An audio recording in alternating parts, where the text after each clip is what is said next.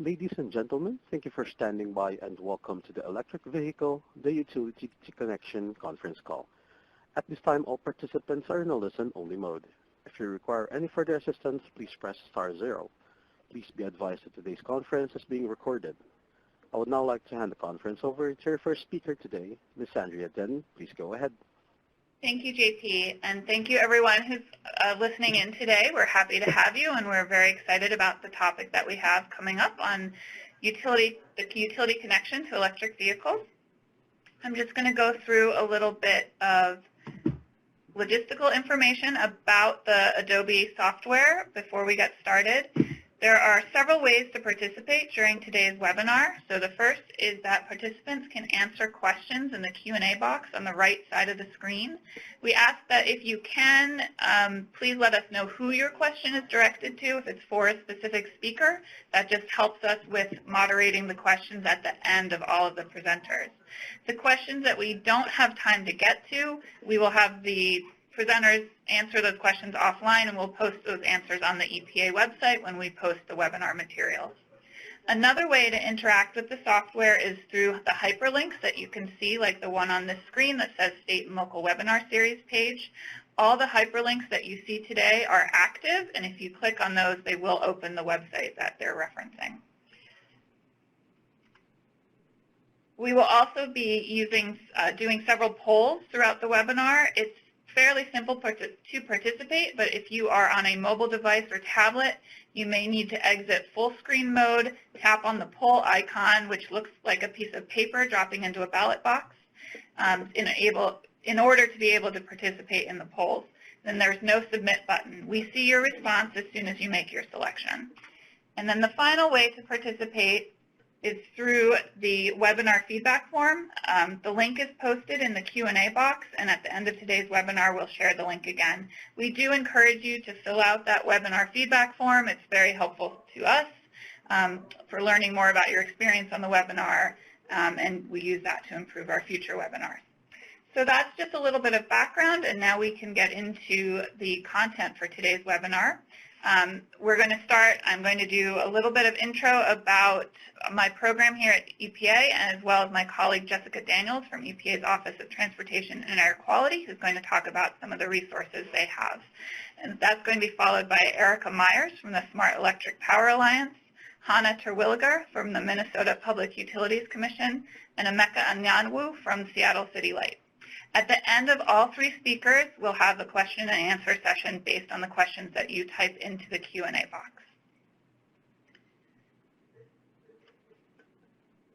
So I just wanted to briefly introduce the State and Local Energy and Environment Program, which is where I'm housed at EPA. We try to support state and local and tribal governments that are interested in energy strategies that lower emissions. We offer free tools, data, technical expertise about energy efficiency, renewable energy, and other emerging technologies. And you can access all of those resources at Energy Resources for State, Local, and Tribal Governments website, which is available through the link on your screen.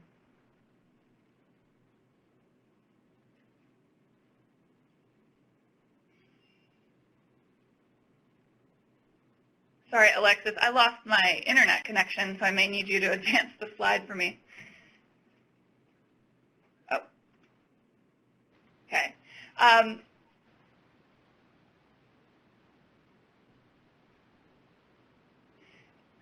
We are doing, one of the resources that we're offering is this electrification webinar series. In addition to our webinar today, we are planning to kick off a series of additional topics in February of 2020. We'll cover topics such as shared mobility, codes, planning, and other relevant topics. You can get notifications by subscribing to our newsletter, and you can access all webinar materials at our state, local, and tribal webinar page. We have done two past webinars, one on workplace charging and one on EV trends and projections, and the recordings and all the materials for those webinars are available on that webinar page. I also wanted to mention our Energy Star certified EV supply equipment resources, in addition to the website linked there. Wanted to let everyone know that we actually have Energy Star certified level 1 and level 2 chargers And DC fast charger certification will be coming in spring of 2020.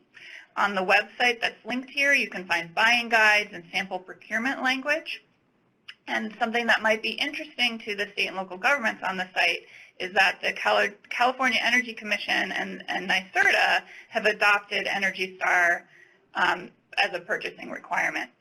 So that's just an interesting way that we're seeing state governments start to integrate these Energy Star certifications into some of their requirements. And now I'm going to turn it over to Jessica to talk a little bit about OTAC resources. Thank you, Andrea. My name is Jessica Daniels. I work in EPA's Office of Transportation and Air Quality. OTAC aims to reduce emissions from the transportation sector. We develop and implement mobile source regulations and conduct emissions and fuel economy testing in our National Vehicle and Fuel Emissions Lab in Ann Arbor, Michigan. We also work closely with state and local governments by offering expertise on state implementation plans, the MOVES model, and related programs.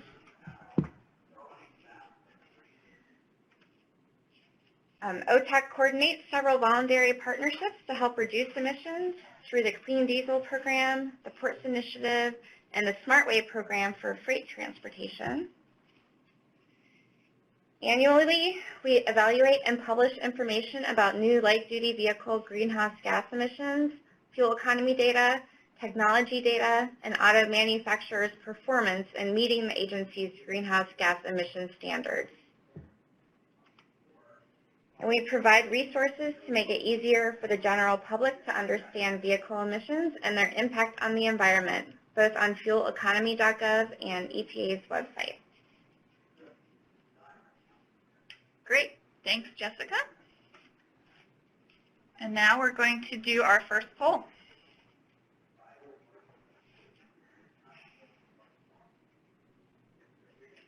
So our first question for everyone participating today is to learn more about what type of utility action on transportation electrification you're aware of in your state, city, or region. You can select more than one answer. So some of the choices include we're evaluating potential interest, we are engaging with the utility to explore options, our utility is seeking approval for EV-related programs, our utility is implementing EV-related programs, too complicated to answer in a simple poll, or so far there has been no action, or other. And if you feel so inclined, you can provide more detail about some of those choices in the Q&A box, particularly maybe if it's too complicated to answer via one of these checkboxes. So we'll just give people a few moments to fill out that poll.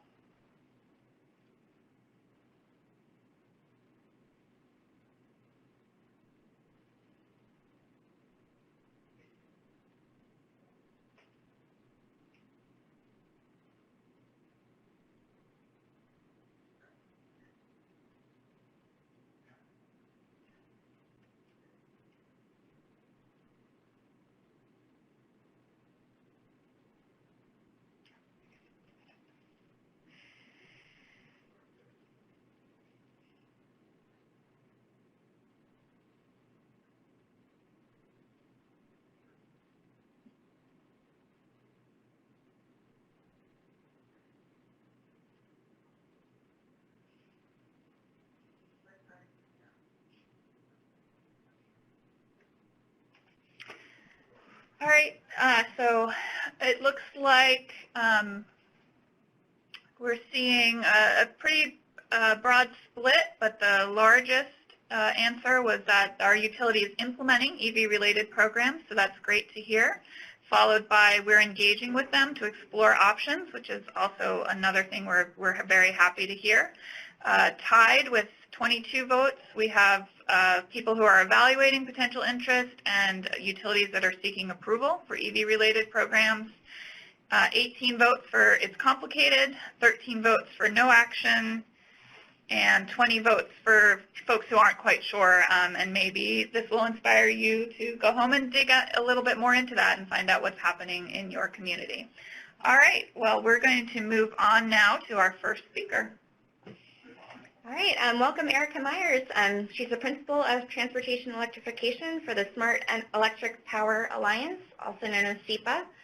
Erika has 15 years of experience in the clean energy sector and specializes in the nexus between the grid, electric vehicles, and renewable energy. She heads SEPA's Transportation Electrification Research.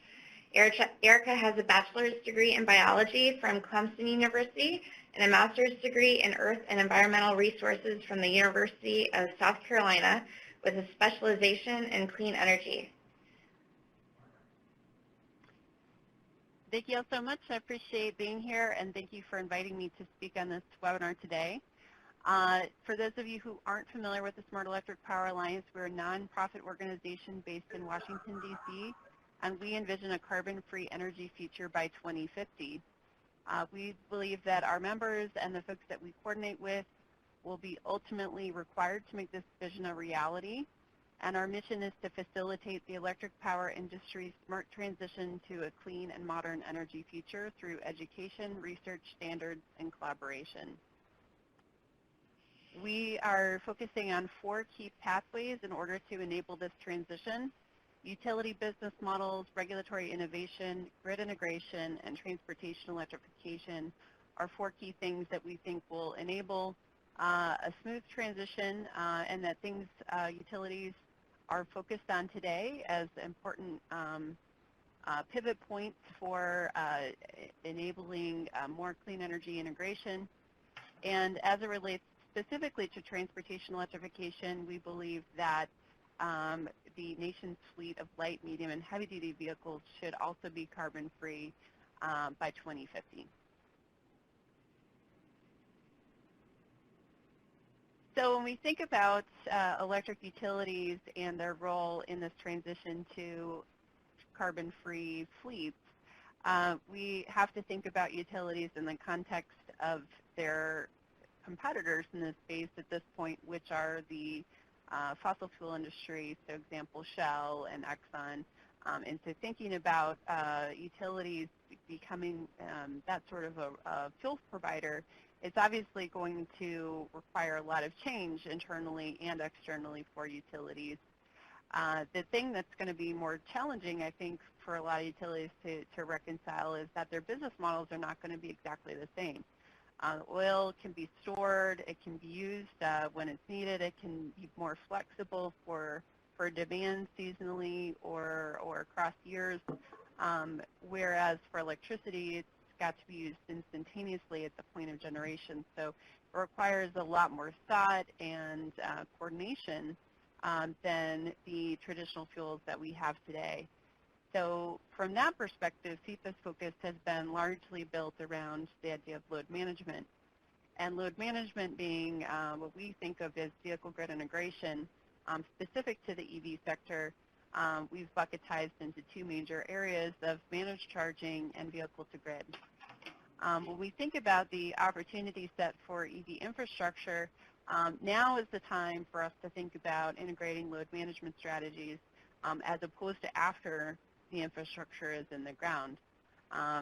For example, this chart here on the webinar shows forecasts from the Edison Electric Institute in conjunction with Navigant that was published in 2018 that believes that we'll, between now and 2030, require roughly a 10-fold increase in the amount of charging infrastructure, both for home, public, and workplace charging. When we think about the opportunity set here, with the 10-fold increase, we can absolutely influence how and how we would go about designing a managed charging program, for example, through the equipment that's deployed, making sure that it's managed charging capable, and I'll talk about what that means exactly here in a moment. So a lot of times we talk about the impacts of EVs, but don't get into a lot of the specifics. This chart from Synapse Energy showcases that if we see a widespread deployment of level 2 EV chargers among residential consumers, like was suggested in the previous chart from EEI, we will see quite a bit of growth on the distribution system in terms of capacity demands. As you can see here, comparing one type of energy consuming device versus others, level 2 EV chargers today, they're somewhere between 3.3 and 6.6 kilowatts, actually could potentially exceed the demand of central air conditioning units. And this is not just a seasonal demand, this would be a daily demand potentially that you would see showing up over the course of a year. In the same study done by Synapse Energy, they found that on an average feeder circuit in the Midwest, if they saw a 25% increase in EV load penetration on a typical day in September, it could increase the maximum demand on that system by up to 30% over their average. So they would, that would be for uncontrolled charging that overlaps with on-peak hours. So what we believe will be the opportunity set here with load management is to help encourage people to charge off-peak. You can do that through rate design, as showcased here in the light blue, or helping to align the charging patterns with potentially lower priced energy or off-peak energy, as showcased in the dark blue. That's what we call active managed charging. One of the potential downsides of relying heavily on a rate program is what's known as timer peaks, and this would be when everybody charges or sets their charger or their car to start charging at the exact same off-peak time, resulting in distribution system spikes during those hours, and we're starting to see some of that in higher penetration areas becoming more and more of an issue. With active managed charging, you can help smooth out some of that spiky demand and also, again, better align it with things like clean energy, as showcased here in the evening hours with wind, or in the daytime you could encourage workplace charging programs that could utilize solar. So we see basically two forms of managed charging here, as I illustrated the light blue. Passive managed charging could include things like time-varying rates, but it could also include other behavioral load management programs we've seen before, things like communication via text to encourage customers to charge, maybe delayed by an hour. Also retroactive incentive programs that reward off-peak charging through things like bill credits or Amazon gift cards. Active load management is a lot more like direct load control through things like the charging device or through the vehicle itself using automaker telematics. Not all utilities, of course, are starting from the same place. Where they would go about with their load management program largely depends on a number of variables. Just for illustrative purposes, we identified, for example, the penetration of light-duty residential EVs, the available distribution capacity, the integration of intermittent loads. So, for example, if you're in a state that requires renewable portfolio standards, you may want to think about that as a variable to consider, as well as the cost of on-peak electricity, which for folks that rely on GNTs for their power may be more of a sensitive thing to consider. We divided some examples here both for passive and for active. All of this information is available in a report that we recently published called the Residential EV Rates That Work, Attributes That Increase Enrollment.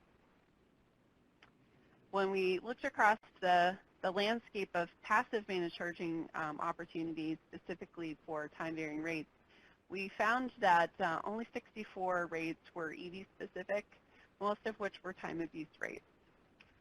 We also found that most of the rates were fully implemented, with some of them being part of pilot programs, meaning that they would eventually be rolled off. We also found a different variety of strategies in which the rate applied to the home load. Some of them applied to the total household energy consumption, including the EV charging load, and some of them were applied strictly to EV charging. Some rates allowed both underneath a single tariff. We feel that offering maximum options to customers was most likely to increase enrollment because not everybody has the ability to alter their energy consumption patterns for their entire house, but they may have more availability to alter the on-peak charging versus off-peak charging times if it's just applied to the charger itself.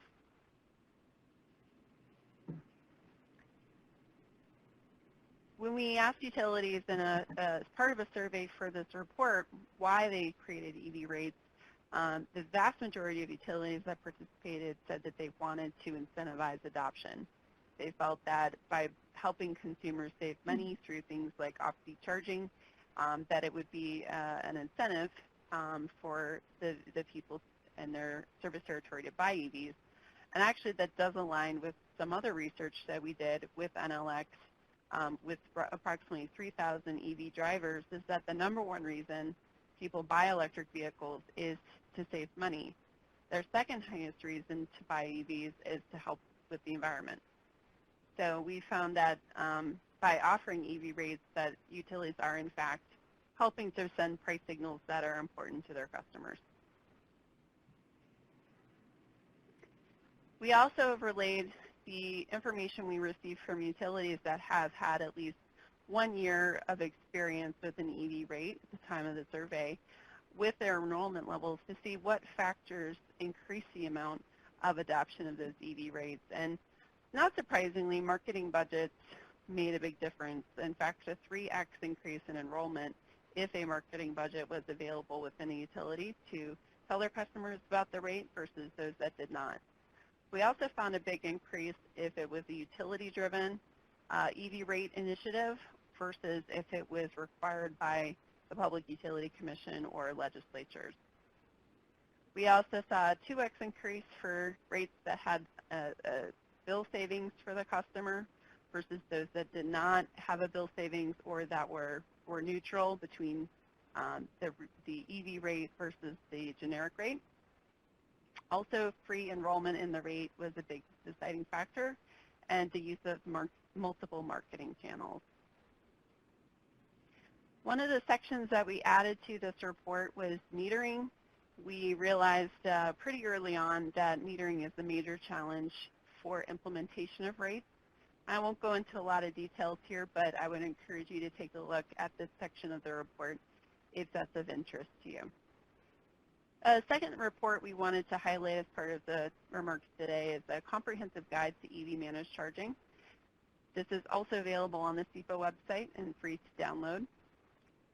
And it goes through all the different opportunity sets by which a utility could go about designing a managed charging program and some factors to consider, including things like messaging standards, protocols, examples of how utilities are implementing programs today, as well as a complete list of managed charging programs in the U.S.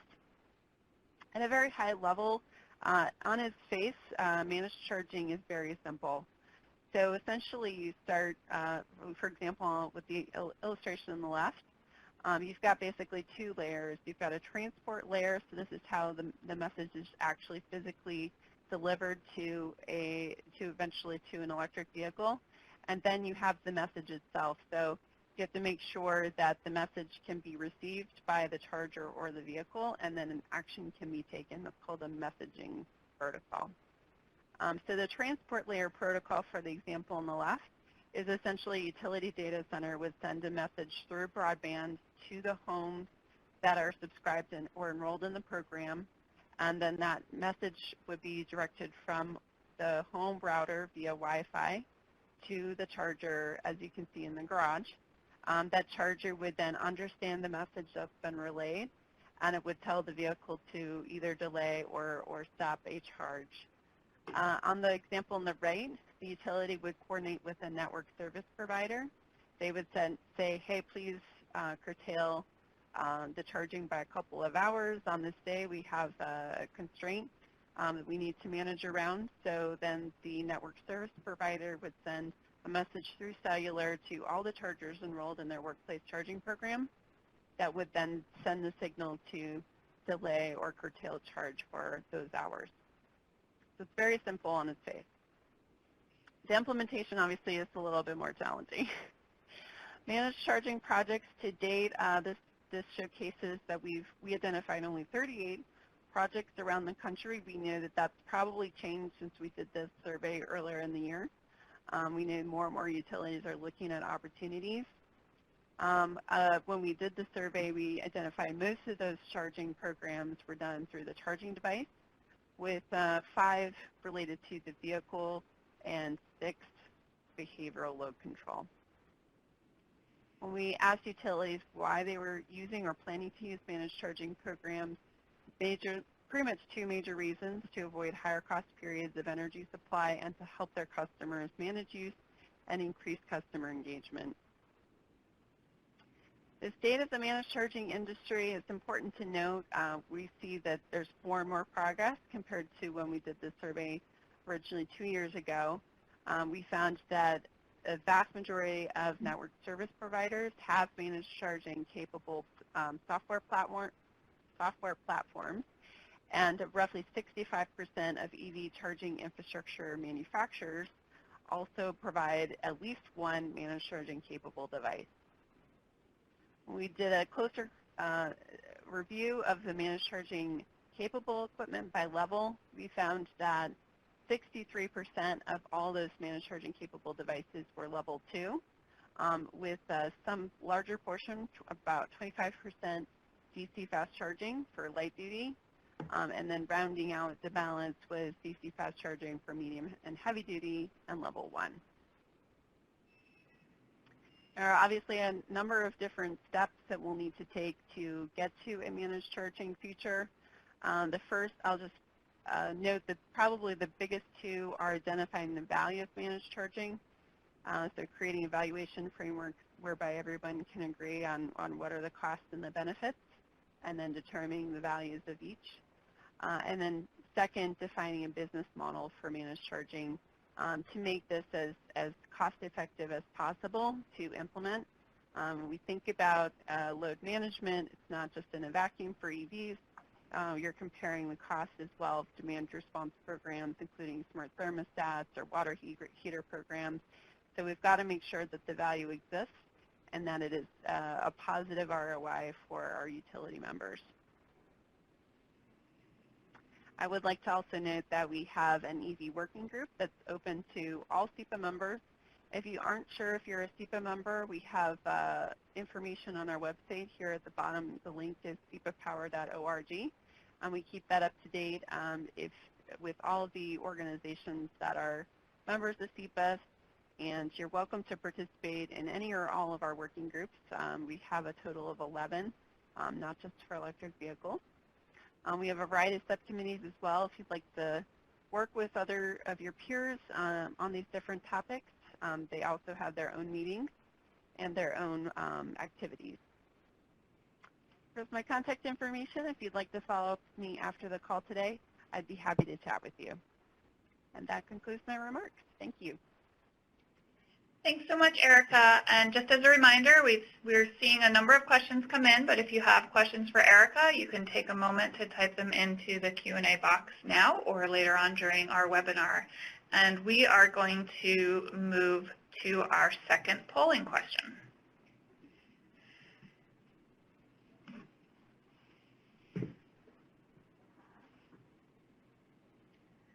So with this question, we're interested in learning about what types of EV programs you're most interested in collaborating with utilities on. The answer choices include: we are evaluating potential interests, we are engaging with them to explore options,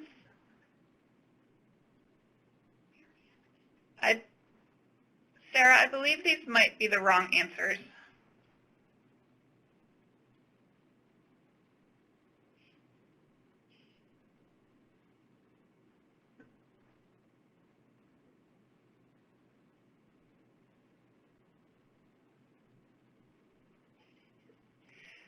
Sorry, guys, I think we're having an issue with this poll. I think the wrong answers were inserted into this question. So I'm going to suggest we actually skip this poll and just move on with our next speaker. Sorry about that. So our next speaker is Hanna Terwilliger. All right, Hanna Terwilliger has worked as an economic analyst with the Minnesota Public Utilities Commission since 2016. At the Commission, she works on a wide range of issues related to electricity, including distributed energy resources, integrated resource planning, and electric vehicles. Hanna graduated from the University of Minnesota's Humphrey School of Public Affairs with a Master of Public Policy and also holds a bachelor's degree in political science from St. Olaf College. Prior to her time at the PUC, Hanna worked in the nonprofit sector on environmental and energy policy and completed a year as an AmeriCorps Vista. Welcome, Hanna. Thanks. So I am an analyst with the Minnesota Public Utilities Commission. And I want to note that any views expressed are my own views and not necessarily those of the Minnesota PUC. So the Minnesota Public Utilities Commission regulates Minnesota's monopoly industries, so that includes electricity, natural gas, telecommunications, and siting and routing and need for large energy facilities. We have around 60 staff in our various units, and then we have 5 commissioners, and we are a quasi-judicial agency, and so at that level we are similar to a court in that our orders have the weight of law. So a quick overview of electric vehicles in Minnesota. This map shows the distribution of electric vehicles throughout our different electric utility service territories. As of April 2019, we had just hit about 10,000 passenger EVs registered in the state. The majority, of course, are in our major metro area, but they are through almost every single county in the state, and well over half of our electric utilities have at least one electric vehicle registered. A few notes about major EV policy in Minnesota. At the Commission, we would regulate and approve any utility EV rate and infrastructure proposals, but we don't have any authority over charging providers. Those have been exempted from Commission regulation. And then another major player is the Minnesota Pollution Control Agency, who regulates air quality. They are the Volkswagen settlement funds disperser, and they are currently working on a rulemaking to adopt the zero-emission and low-emission vehicle standards. Of course, other state agencies also play important roles, like the Department of Transportation, our Metro Transit, Department of Administration with state fleet goals, et cetera. And each state agency has a different role in regulating and encouraging EVs. So I would check to see who in your state is both funding or working with the VW settlement, and what your state's PUCMP or PSC is doing, because they will have a big impact on what your utilities are doing. In Minnesota, the PUC only regulates our investor-owned utilities in one co-op, and so cities with their own municipal utility, or if you're in a cooperative utility, may have different regulatory structures. So if you are from a city that has your own municipal utility, there's a really great opportunity for you to interact with them and work with them to promote EVs and get EV-specific rates in place. So in 2017, the Commission initiated an inquiry into EV charging and infrastructure, and that's where we wanted to look at the possible impacts of EVs on the electric system and also look at the benefits. So we gathered input from our stakeholders, utilities, state agencies, local governments, and then the Commission made a series of findings. That transportation electrification is in the public interest. How EVs are integrated with the grid will be critical to ensuring widespread benefits, not just for EV owners, but for ratepayers and society as a whole, and that utilities have an important role to play in transportation electrification. There are many state public utility commissions that have opened similar inquiries and are looking for broad stakeholder input. So this is a great place for state and local governments to weigh in on what your EV plans are and what your needs might be and how the utilities can assist. In Minnesota, one result of our inquiry was to require utilities to engage in transportation electrification plans for an annual look at what EVs are doing in their service territory and what programs the utility plan to offer. And if your state has something similar, this is another great place both for information and to weigh in. So for example, during our review of the utility's first transportation electrification plan this year, the city of Minneapolis, our largest city, noted that there was a lack of support for multifamily housing charging programs by its utility, Xcel Energy, which was important information for us at the Commission to have, and we subsequently ordered Xcel to file a multifamily housing charging program within the next 9 months. So I won't go through all of these individually, but this is just a quick snapshot of the projects, pilots, and programs that the Commission has seen over the past few years and that we have forthcoming. They address a lot of the different challenges that we're seeing with EVs, anywhere from infrastructure for residential customers to fleets, rate designs for demand charge relief, residential time of use, and then, as I mentioned, the multifamily housing and metering solutions. And I'll note that Xcel Energy has indicated it's looking into vehicle-to-grid demonstration projects for school buses, and then if that turns into something that would be feasible, they will file a pilot with the Commission. And this is only a list of what our regulated utilities are doing. Over half of Minnesota's 44 electric cooperatives have at least one off-peak charging rate. Some have 2 rates, as do many of our municipal utilities. And at least 2 of the co-ops that I've talked with folks from have over 50% of their vehicles on time of use or off-peak charging rates that are specific to EVs. And a key focus for the Commission has been requiring rate design that is more reflective of hourly system costs with price signals to reduce peak demand. And so that's really to help avoid those adverse system impacts, especially on the distribution level that Erika was talking about. And so we're collecting information on that specifically through those transportation electrification plans. And we've also required smart chargers for any ratepayer-funded chargers that are going in. So even if we don't have the more advanced managed charging rates now, when those come into effect, customers who already have their chargers can switch on to those more actively managed charging rates.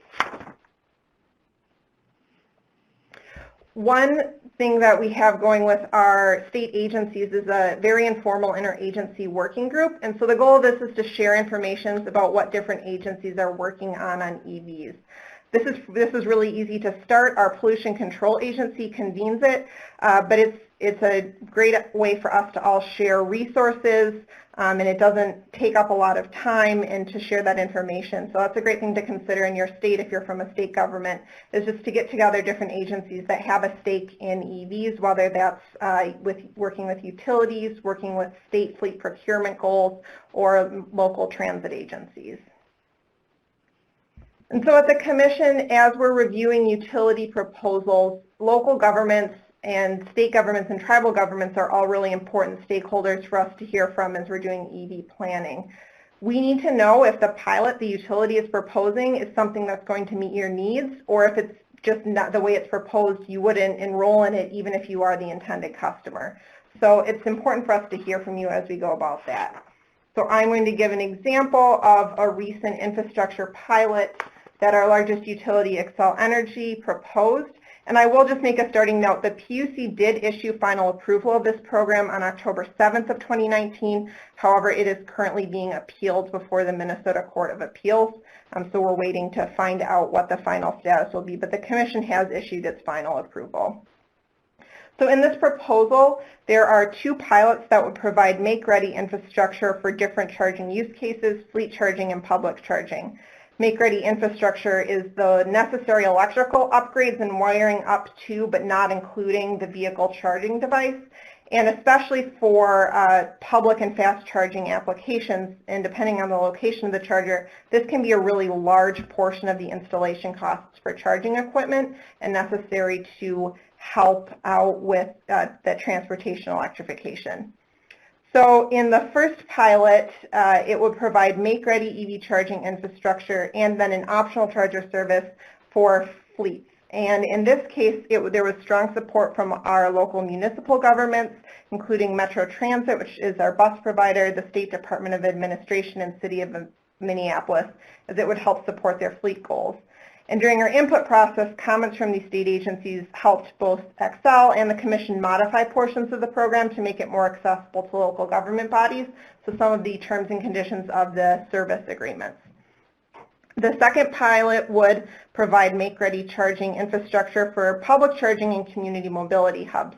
So there's two components to this portion. There's the public charging, which is your DC fast chargers. So any DC fast charger that's publicly available can access funds to help with that make-ready charging infrastructure. And then the community mobility hubs are a really cool pilot where our nonprofit ride sharing or nonprofit car sharing, Our Car, will provide electric one-way car service stationed throughout the Minneapolis-St. Paul metro area. And then there would also be level 2 and DC fast chargers available for the public to use. And those would all be located around community mobility hubs with access to other forms of public transportation. So this was another example of a partnership with state or with local government in this case and the nonprofit, where it was important to have their buy-in with the commission and with the utility as they came forward and proposed their program. And in both pilots, they're using an existing demand charge limiter time of day rate, and so that's a lot of fancy words, but basically the existing rate structure was already fairly favorable to DC fast chargers that have a lower utilization factor, and so then those demand charges can be really high, but the way that the rate is constructed, it helps mitigate that, especially when you're just getting started on DC fast charging.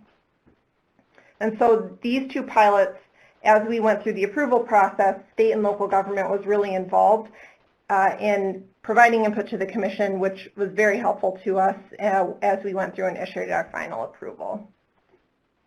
And then I will just note that our webpage linked here has more information. It's got a lot of the charts and the graphics that I showed along with the data download of the EVs per service territory, so you can check that out, and it's updated as we get new filings in. And you can, of course, reach out to me if you have any other questions. And there's a lot more details in our e-docket system about each of the individual pilots. Thanks. Thanks so much, Hanna. We are going to go ahead and try and do that poll again. I think we have the correct answers this time. All right, so what type of EV programs are you most interested in collaborating with utilities on? And your choices include infrastructure deployment, enabling fleet electrification, rate design and getting EV charging costs down, basic consumer outreach and education, promoting EV adoption, generally meeting air quality or climate goals, other, and if you choose other, please type it into the Q&A box so we know what you're talking about, and not sure or none of the above. And you can select more than one answer.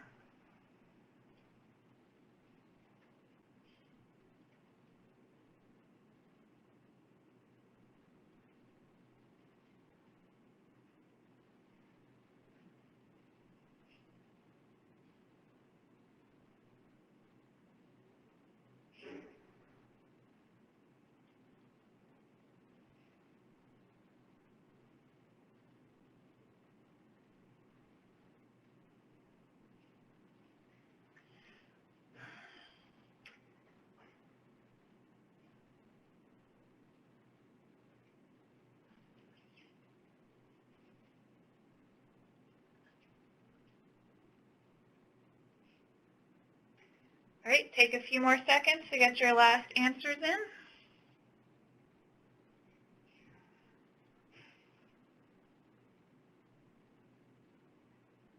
All right, I think we can go ahead and close the poll.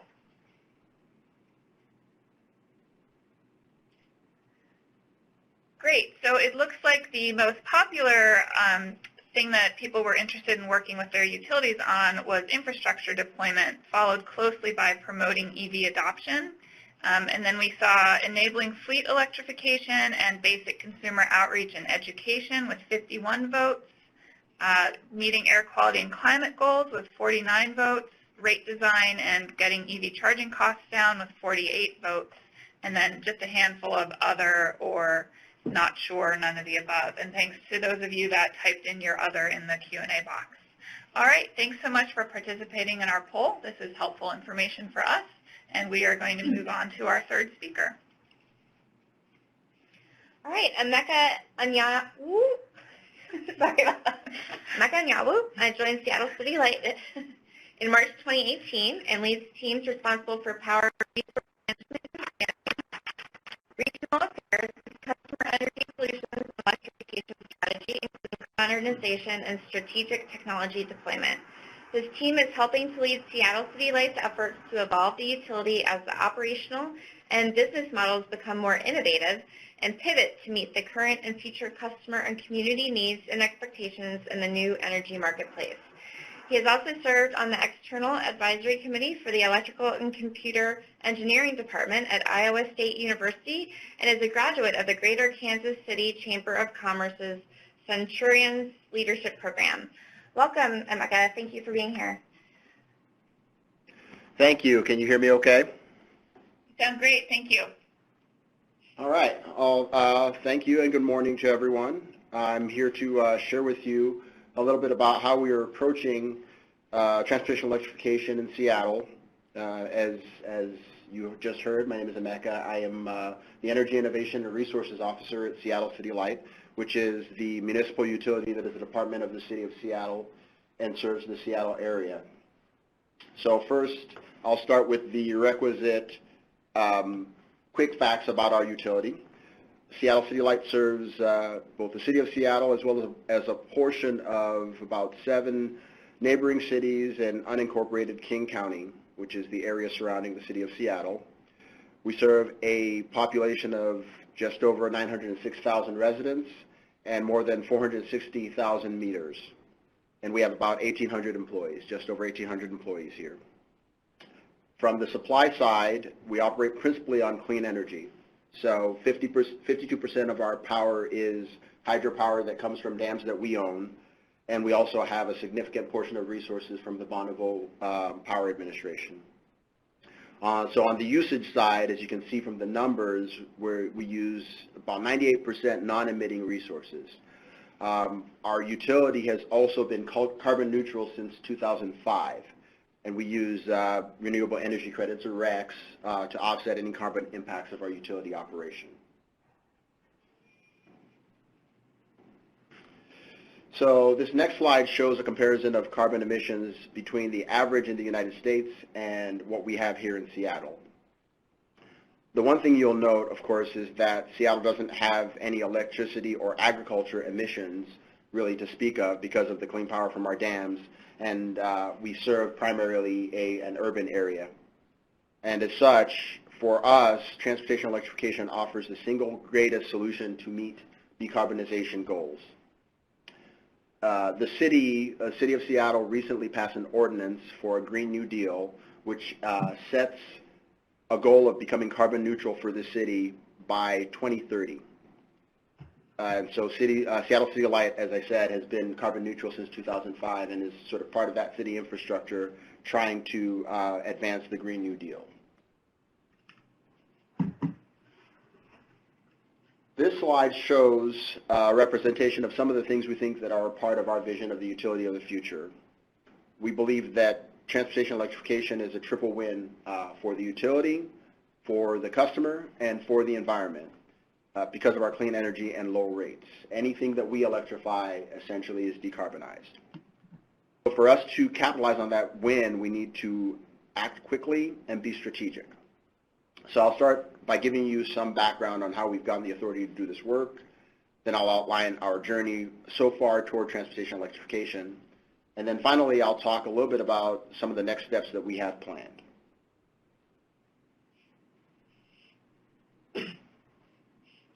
So the picture that you see here is a picture of a signing ceremony that took place in the office of Governor Jay Inslee.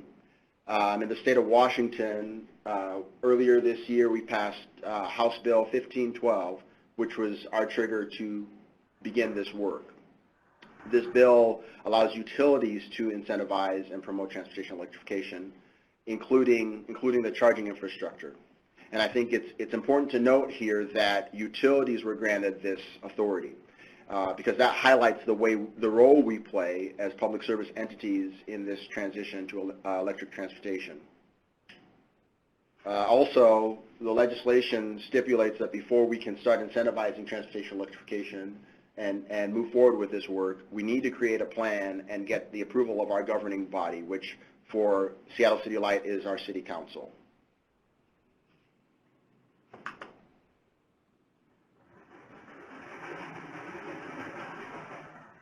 slide shows our journey, really, in 4 steps. The first step is to put together a strategy. The second step is to create an action plan to achieve that strategy. The third step is to design and implement that action plan. And finally, the fourth step is to evaluate and adjust from that implementation.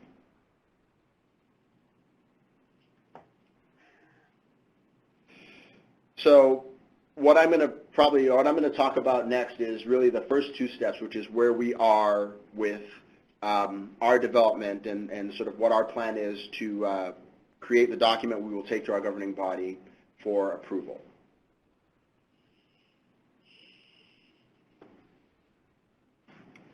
The first step for us was getting square on our strategy and values, which really is to answer the question, why are we going to do what we're going to do?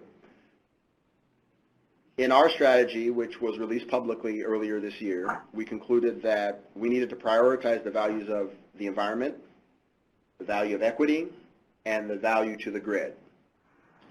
We want our interventions to reflect and as much as possible balance those 3 core values. On the environment piece, we want to improve air quality and public health and reduce traffic congestion. For equity, we want to conduct racially inclusive collaboration and engagement. And in addition, we want those benefits, the benefits of electric transportation, to extend to underserved communities.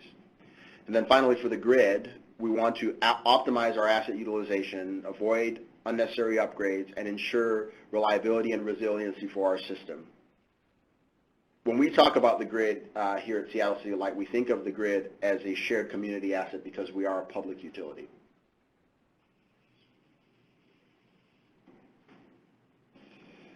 Our strategy also highlights 3 main strategic utility intervention areas.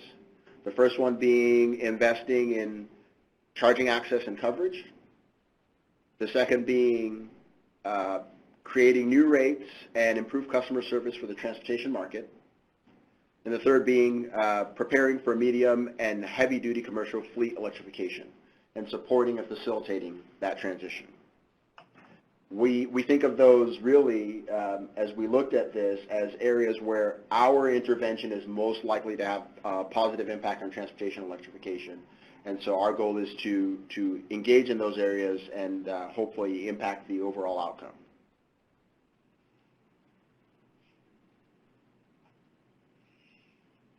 Our next step, our second step, is putting together a plan for council approval, as I mentioned earlier. That part of the plan includes 3 components. The first component is that we're bringing a proposal of a resolution for our council to adopt the state legislature language, which allows us to promote transportation electrification. Secondly, we're putting together a portfolio of ideas for transportation electrification, which should include some quick wins and a 5-year portfolio of projects and programs. This is intended to include a high-level budget based on our rate impact threshold and processes for 2 phases of community and stakeholder engagement, which I'll talk a little bit about later. But the legislation puts a cap on the impact that our efforts in transportation electrification can have on rates. And then finally, we'll be requesting a change to city law that will enable us to more flexibly develop programs in the future.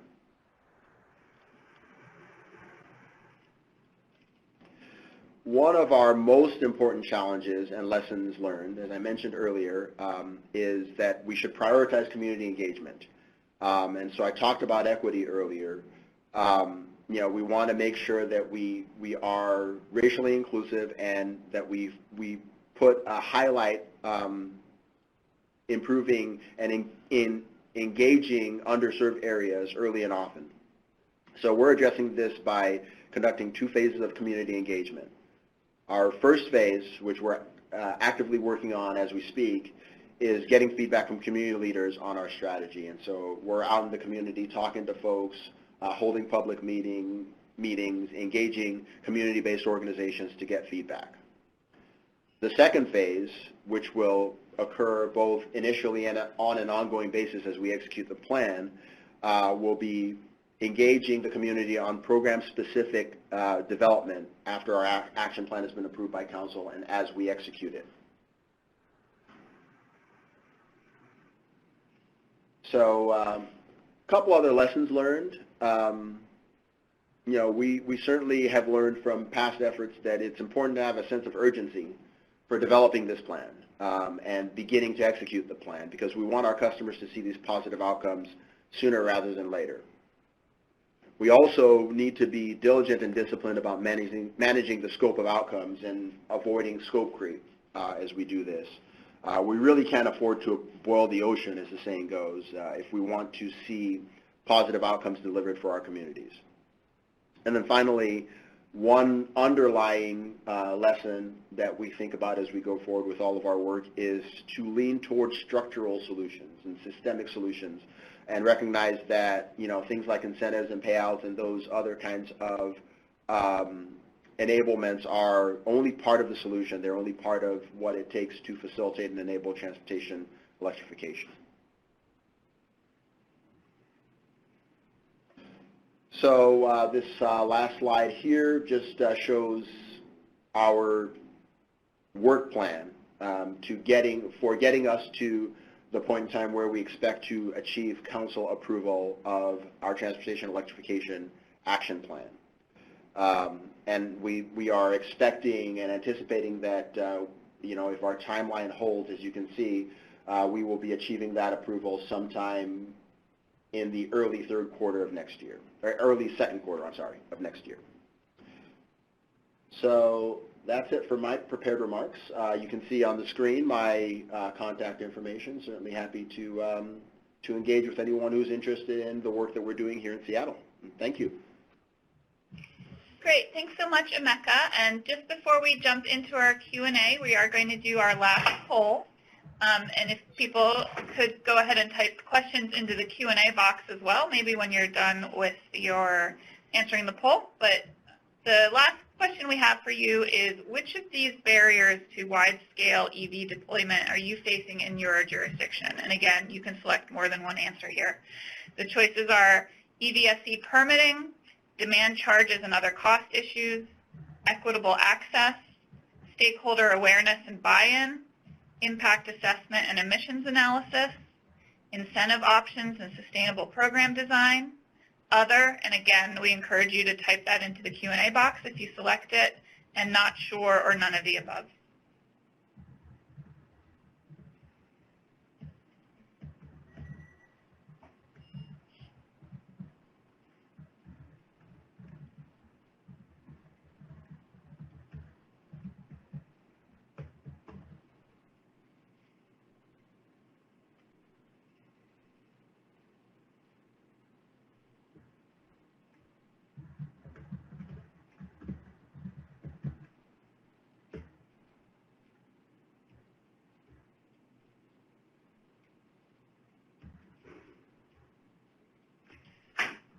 All right, it looks like those answers have slowed down, so we can go ahead and end the poll. So it looks like the most popular answer with 41 votes was stakeholder awareness and buy-in, followed by demand charges and other cost issues with 34 votes, incentive options and sustainable program design with 33 votes, equitable access with 32 votes, so all three of those coming in fairly close together. 15 folks were not sure, and then we had 10 votes for impact assessment and emissions analysis, 9 votes for other, and 5 votes for EVSE permitting. So thanks very much. Hearing the barriers you're facing is helpful to us in thinking through what types of resources and future webinar topics we might want to consider. So we are going to get started on our Q&A session. You can continue to type in questions. If we don't get to everything today, we will try and have the speakers answer those questions in writing and post them on our website. But I thought I would start with just 1 or 2 questions targeted to all 3 of our speakers, and maybe we can just answer them in the order that you presented just to avoid any confusion. So the first, I think, some of our speakers touched on very quickly, but I wanted to give you a chance to elaborate on it a little bit more. how electric vehicles can be used within the grid as an energy storage resource, and whether you know of any examples of that that you can recommend people check out.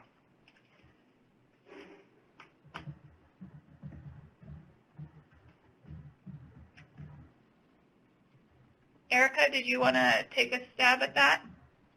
Yeah, so I would suggest taking a look at some resources that are available online from folks like the Electric Power Research Institute has done quite a bit on vehicle-to-grid. But there's also quite a bit of activity going on in Europe and in Asia, particularly Japan. There's quite a bit of work that's been done, especially in the UK, on looking at early deployments of vehicle-to-grid opportunities. We are starting to see some utilities here in the U.S. that have made announcements about vehicle-to-grid. I know that HECO in Hawaii had a V2G program for specifically as backup for a home application, so it's more like V2H, which is vehicle to home. But we're still pretty much in the early stages of leveraging the on-vehicle battery for grid purposes. We see a lot of interest in using the batteries on school buses for V2G just because of their flexibility, especially in the summertime, to be connected and using the batteries for those storage purposes. It'll be a little bit more difficult, I think, for high volume using vehicles like within certain fleets, especially delivery vehicles, or residential. I think just the size and the complexity of leveraging residential applications could be more nuanced, but certainly that's something that we see as an opportunity set in the future, and there will be a lot of steps to get to that stage. So that's why a lot of our research around load management up to this point has been focused largely on managed charging, which is a little bit more a way of traditional demand response types of benefits for energy storage, but less on the pushing out into the grid like you could with stationary storage. Great, thanks, Erika. Hanna, did you have anything you wanted to add? I mentioned that our largest utility, Xcel Energy, they're starting to look at, again, the school buses. I think that's where they've indicated interest. And then I'll also just mention, I think there's the vehicle to grid, but I think you can also look at electric vehicles as a grid resource aside from the ability to provide electricity back to the grid for demand flexibility to shift around when the electricity is being used, especially in a place like Minnesota where we have a large amount of wind. It can be used to prevent wind curtailments, to soak up that extra energy overnight while it's less expensive. And then even doing other types of grid support are, of course, possibilities, even if it's not selling that electricity back to the grid. So I think thinking about EVs as a grid resource goes beyond just the vehicle-to-grid capabilities and looking at kind of holistically the other types of grid support that EVs can provide. Great, thanks. Emeka, is this something you guys are looking at in Seattle? Yes, and sort of echo what all of my colleagues have said here from the other speakers. Just the one thing I would layer on is that one of the considerations we have in Seattle, given our vantage point, is the ability to leverage those resources such as school buses or even transit buses as community resources in the event of an emergency, some kind of a natural event or disaster or something that leads to widespread infrastructure damage and or outages, and those schools or even transit or fleet depots can be gathering spots for communities, and so the ability to utilize those as community resources in the event of something like that is something that we also have factored into the way we're thinking about this. Great, thanks so much. So one more question for the three of you. which is whether you are aware of, or if you're, for Emeka, if your utility is facing this. Are there any very localized transmission impacts that you're seeing from unmanaged charging? If a particular neighborhood might have a very high penetration of EVs, are you dealing with any transmission constraints or issues? So again, Erika, let's start with Erika. Is this something you're hearing from the utilities that are part of SEPA, or has it not really been an issue? Yeah, absolutely. Our utility members are looking into this issue. We actually highlighted in a report that we did a few years ago that based on some analysis done by the Sacramento Municipal Utility District, if they experience a high penetration scenario of 250,000 EVs in their service territory, they anticipated they would need to replace approximately 17% of their pole mount transformers at a pretty high expense in many millions of dollars to replace.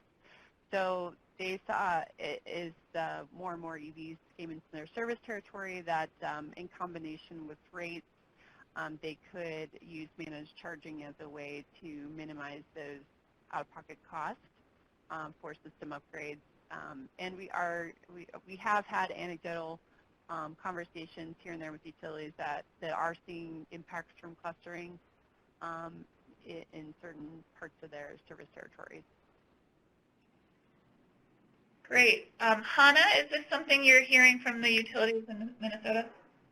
We haven't heard anything specific. There was an anecdotal evidence, not of a distribution upgrade, but we did have one municipal utility that spoke at one of our presentations that said, oh, we knew when this one household bought 2 Teslas because suddenly their monthly consumption doubled. So especially in small utilities where they have a lot more awareness, they could tell, but didn't cause a problem for them. So we haven't heard of any issues. We are tracking that through our transportation electrification plans. And then, of course, we're working to make sure that we don't get to that point by encouraging the smart rate design and then looking into managed charging as well. Thanks, Hanna. Emeka, is anything you'd like to add here? Yes. So a couple of things that I will say. I think, once again, I'll echo what has been said. We are not tracking any specific system impacts from the adoption of electric transportation. I think we generally feel like we are in a position to be able to respond to those favorably. One other thing I will say that, this is part of a picture for us. One of the things that we are contemplating here in Seattle is really the architecture of the system of the future.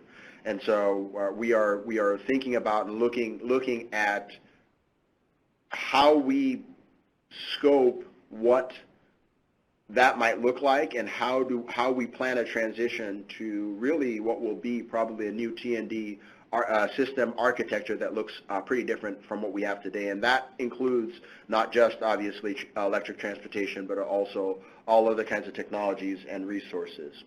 One other thing that I will say, which speaks to our value of equity that I talked about in my presentation, is that as we think about the way utility infrastructure costs are spread out and paid for, we are very conscious of the fact that frankly, the early adoption of electric vehicles specifically is very concentrated in populations that are very wealthy and very white. And so that is just a fact of sort of social reality. And so what we try to do is think about how, as we react to those infrastructure costs, we are being conscientious about making sure that we are managing that cost causation and being equitable about how the utility invests to prepare for those transitions. Wonderful. Thanks for making those points. I'm going to turn now to a question for Erika. We actually had a couple variations on this question come in, but basically asking about your experience or what research you may have seen about consumer acceptance of the utility having control of when and how their car is charged. And are there financial incentives that are needed or like EV-specific rates to kind of encourage participation in those managed charging programs and give up that control? Yeah, that's a great question. And I would encourage everyone to take a look at the Electric Nation report that was just published in the UK. It was probably one of the largest managed charging studies that has been done to date. And essentially, it's roughly about 600 or 700 residential households that were participants in this managed charging pilot program, and they did a whole host of customer satisfaction and surveys, and what they found was that, generally speaking, the majority of their customers didn't care if their charge was moved as long as they had what the charge that they needed when they used the car the next day. So they were less concerned with when it was being charged and who was controlling it than they were about having the access. And this is not just limited to this study. I've heard similar types of findings from many other managed charging programs that have published results. I'd encourage you to also take a look at the Avista Utilities managed charging report that they just published a couple months ago. It does detail that, as well as the BMW i3 charging pilot that was done with PG&E. So all three had the same general conclusions, that customers were fine as long as they had an ability to opt out of a charging event, as well as so having some control over that in the event that they did have something that they needed to drive to out of their traditional charging hours. And things like that. But otherwise, generally speaking, people are fine with it. And was there a second part of the question? I think that sums it up. I think that's fine. Okay. I just kind of condensed a couple questions, so I was probably a little overly verbose in framing it. So I'm going to turn to a question for Hanna, which is asking about the standard of review that the PUC uses to evaluate the utility EV pilots and other, utility EV programs.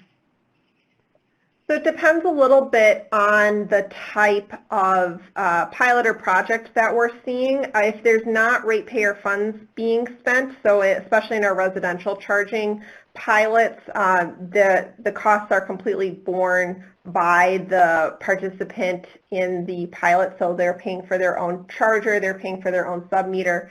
And so in that case, it's a little bit, it's kind of just looking more, is the customer going to save money? Is it widely supported by our stakeholders? And then in instances where there are ratepayer expenditures, the Commission in its order looking for our generic docket talks about using cost-benefit methodologies if there is a large expenditure of ratepayer funds. Thus far, we've had a lot of pilot projects, and so the Commission has looked at those to see if what's needed to be studied, how that's going to impact future rollouts, and looking at it from a data collection point as well. But the majority of what we've had come through so far have been revenue neutral proposals, and so we haven't had to worry about the expenditure of ratepayer funds. Great, thank you. I'm going to turn to a question for Emeka. So you talked quite a bit about equity, and I just wanted to know if you could provide a few additional examples or a little bit more elaboration on how you're working to extend benefits to underserved communities.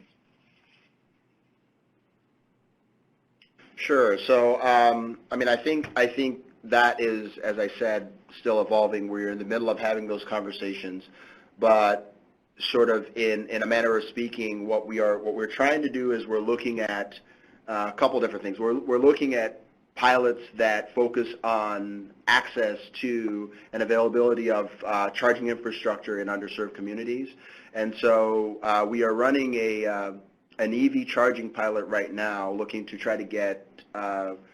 Right now, we're just over 22 electric vehicle charging stations installed throughout our service territory, and we focused many of those in what we would consider underserved or historically underrepresented communities.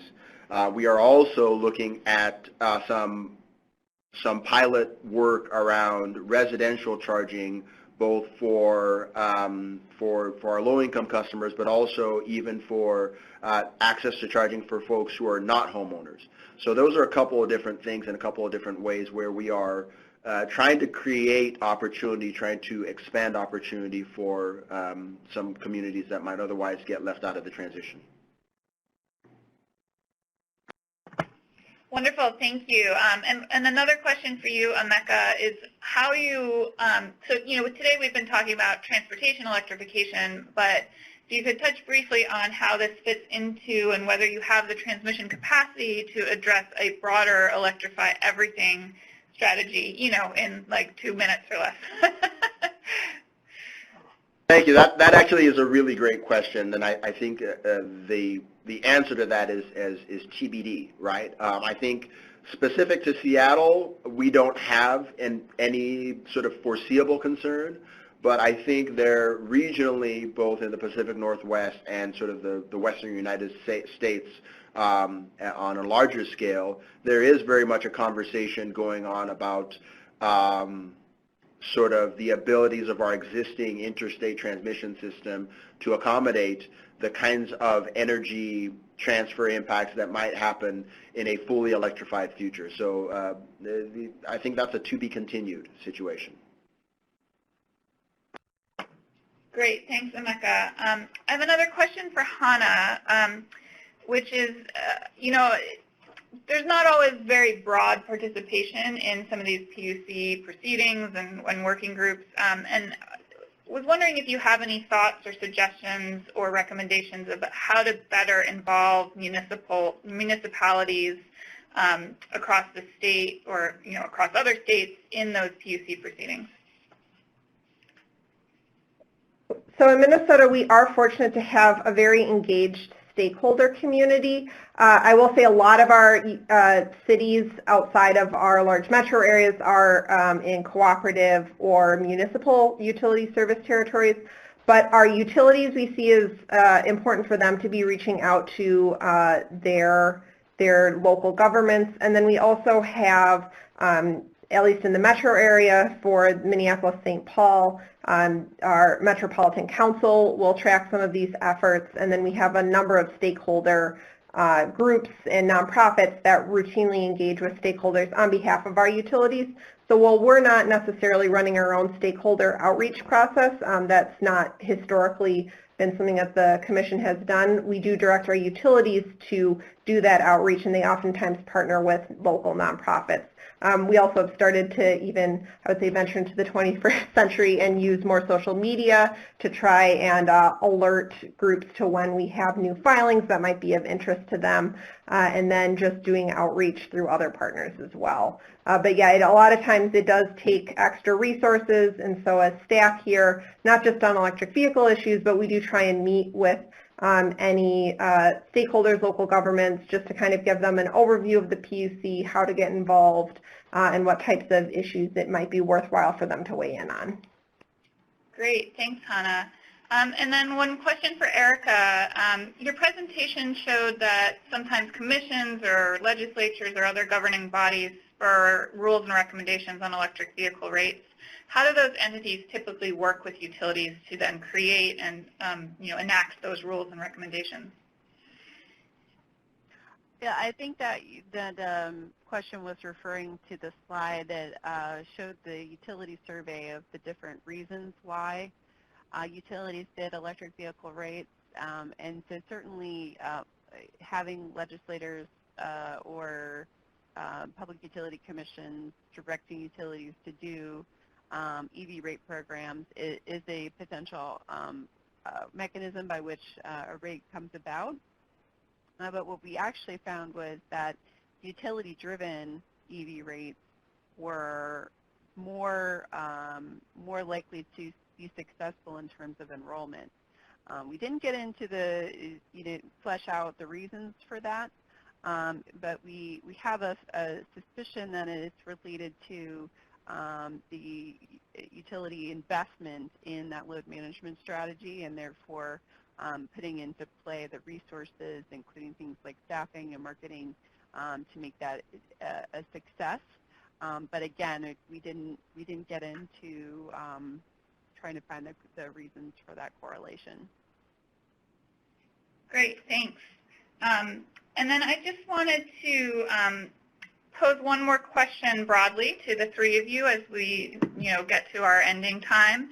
And that's really, what do you see as the most common or kind of most critical challenge or roadblock for utilities interested in pursuing vehicle electrification policies and programs? So why don't we go in reverse order this time and start with Emeka?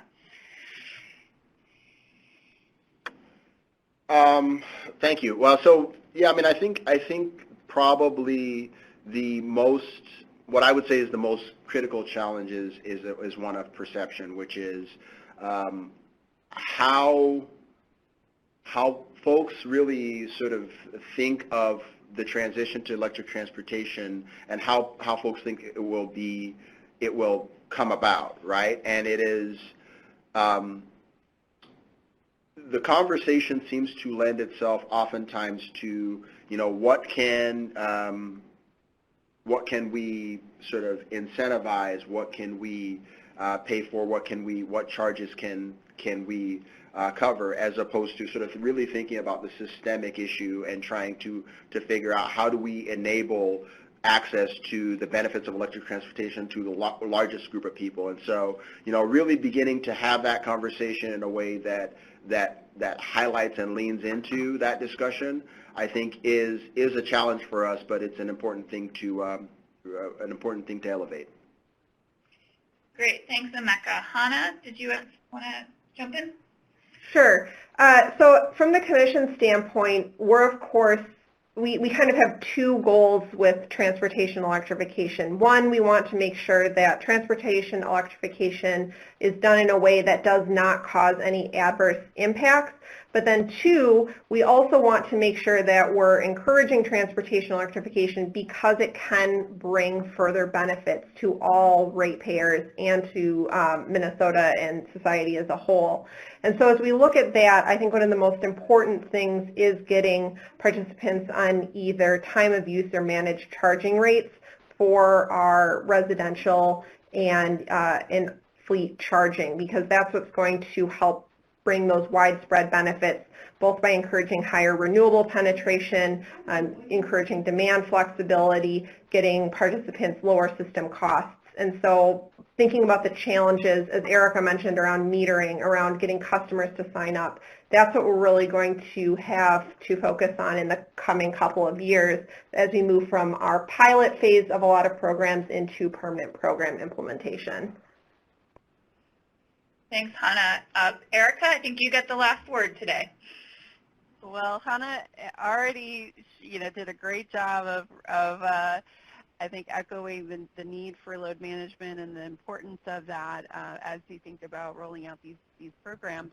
But in a more detailed and nuanced level, I think we need to also be thoughtful about how utilities might go about justifying the cost of investment for rates, EV-specific rates, as well as managed charging programs. And as an industry, we all can support the development of standards and unification around standards for EV charging infrastructure, making sure that we're encouraging EVSE equipment manufacturers to use open protocols versus proprietary that will help reduce costs for implementing these programs. We also need to make sure that we are thinking about program design. There's hundreds of use cases when we think about the whole spectrum of different types of EV deployments and who are the users and how can we integrate them and enroll them into programs and what are the value stacks that we can use to justify the cost. There's hundreds of these, and we only have identified about 40 programs to date. So we don't have enough program examples to really come up with best practices at this point in how to even go about designing a program. So we're all responsible here for making sure that we test lots of different hypotheses and test out different strategies so that we can find the ones that work before we see this massive uptick of EV adoption. And so we have a couple years to figure all this stuff out. It's very time sensitive. So yeah, timing is crucial. So that's my final word. Thank you, and it's a good wrap up to point out that we're nearing the end of our time, and timing is crucial. So there are still a number of questions that were submitted that we didn't have time to get to today. As I said, we will compile those and ask our speakers to address them and get those posted on our website as soon as possible. It'll likely be after the holidays, but we will send out an email when that material is available. Thanks to everyone for participating, especially to our 3 speakers who did a wonderful job today. We hope this was valuable, and we hope to see you back in February for our upcoming webinars.